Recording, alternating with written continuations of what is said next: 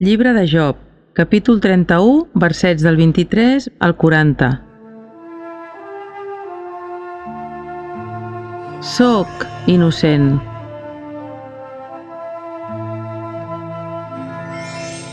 El flagell de Déu m'horroritza. No puc res davant la seva majestat. He posat en l'or la meva confiança, com si fos allò que em donava seguretat. M'he alegrat per la meva gran fortuna, pel munt de béns que he pogut guanyar. I quan he vist el sol que resplendia i la lluna que avançava radiant, el meu cor els ha adorat en secret i la meva mà els ha enviat un petó. També això ho castigaria el meu jutge, perquè hauria renegat del Déu del cel.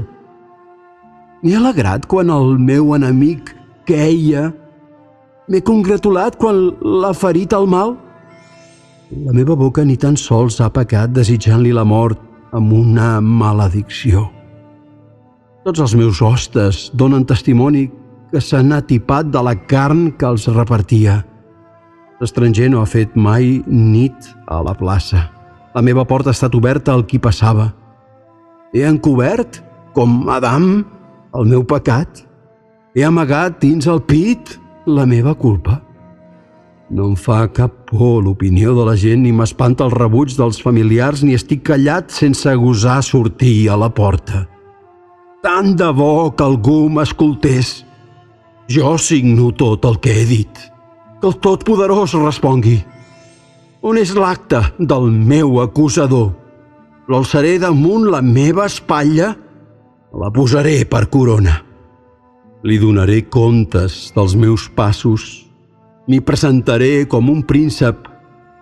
I els meus camps m'acusen.